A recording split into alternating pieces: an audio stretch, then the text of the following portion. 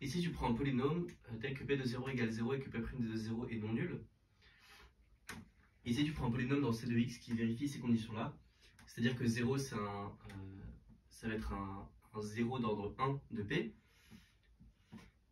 et tu veux montrer que p ça induit une bijection sur le cône nilpotent de Mn de C. Ok. L'idée de l'exercice, ça va être en fait de dire que on a que PJC de P et x puissance n, c'est x. Pourquoi ça c'est avantageux? C'est parce qu'on va pouvoir écrire une relation de Bézout entre P et x puissance n. Pour avoir x, on a UP plus Vx puissance n égale x. Donc si j'évalue en un polynôme n, j'ai que P de U de n plus 0 égale p. Ok. Donc on a trouvé la réciproque, c'est le polynôme U. Si je prends n dans mon n ici, si je prends un élément nilpotent et que j'évalue ici dans la relation de Bézout, on a ça. L'idée est assez naturelle. De manière générale, quand tu prends un élément dont le polynôme minimal est un élément qu'on va dire pi, et que je regarde les polynômes en cette matrice, disons que pi m égale pi 0, les polynômes de la matrice ils dépendent que du PGCD du polynôme avec pi m, okay, parce que c'est la même chose, on fait une relation de Bézout. Et donc c'est une idée naturelle à faire parce que on sait que l'ensemble des polynômes annulateurs, l'ensemble des polynômes minimaux des endomorphismes nilpotents, ça va être des trucs de la forme x puissance i, et en particulier x puissance n, ça va tout le temps marcher. Donc dès qu'on a une relation de Bézout avec x puissance n, ça marche, et c'est exactement ce qui se passe dans le calcul. L'exercice est un peu plus fort de ce qu'il en a l'air parce qu'en fait, en apparence, ça marche juste pour les polynômes, mais ça marche du coup bien sûr pour les séries. Il n'y a même pas besoin qu'elles convergent parce que pour un Mn de C quelconque, le calcul d'une série, ça dépend que de sa tronquée à l'énième ordre parce que les nilpotents au énième ordre disparaissent. Donc comme ça, il y a plein d'exercices genre montrer que le ln ça induit une bijection, montrer que l'exponentielle ça induit une bijection. Et c'est tout le temps super utile sur ce genre d'exercice parce qu'un endomorphisme général, il peut se décomposer sur Mn de C en tout cas. Un endomorphisme, il peut s'écrire sur une base comme des blocs avec un peu d'identité et un nilpotent. Donc comprendre les endomorphismes,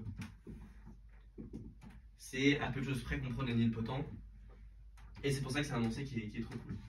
En application, c'est un oral qui a été posé à l'oral d'Ulm.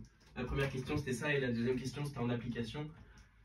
Montrer que xq plus x, c'est surjectif sur Mn de C. Ok, donc comme je l'ai dit exactement comme avant, on a juste à s'occuper du cas lambda in plus nilpotent parce que si on regarde les sous-espaces caractéristiques, toute matrice se décompose comme ça. Donc je prends M dans Mn de C. Je vais directement supposer que M est de la forme lambda in plus n avec n nilpotent. Et ce qu'on cherche, c'est la solution de l'équation a puissance 3 plus a égale lambda in plus n. Qu'est-ce qui se passe? Si on avait lambda qui était égal à 0, on serait super content parce que c'est justement l'exercice d'avant. C'est juste la surjectivité d'une application bijective parce que c'est un polynôme dont 0 est d'ordre exactement 1. Et donc ce qu'on va essayer de faire, c'est de bidouiller a pour faire disparaître lambda. Si je regarde a' qui va être égal à a plus mu in, je fais un changement de variable en gros, on a a' cube moins 3 a' carré nu plus 3 a' mu 2. Je développe le binôme sur le a cube moins mu cube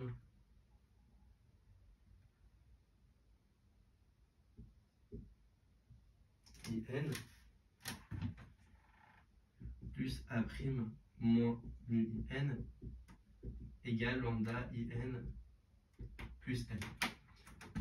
Je ne sais pas si c'est clair ce qui se passe, mais l'idée c'est qu'en fait, on a rajouté des facteurs mu pour factoriser, pour rajouter des in dans l'équation. L'équation, ça devient, j'ai effacé ça, tu peux refaire le calcul, ça devient A' cube plus A' égale lambda moins mu cube. Enfin ici il y a un facteur moins mu carré A2, moins mu A2 pardon, plus mu 2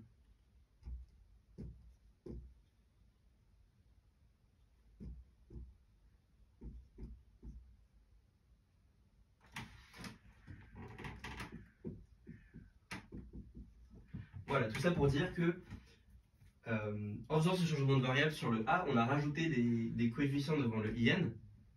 Et donc ça c'est cool parce qu'on va pouvoir se ramener au cas d'avant où lambda égale 0 juste par surjectivité du polynôme x cube moins x, enfin x cube plus x sur c.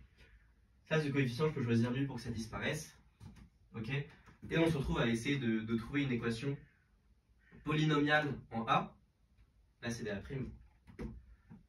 Polynomiale en A' pour attraper n. Sauf que, comme lambda est non nul, mu est non nul, la racine elle est non nulle. Donc le coefficient de A', il est non nul et on retombe dans les cas du polynôme.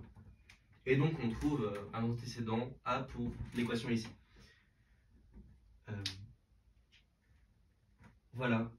Donc, exo sympa. Le truc du polynôme, c'est utile.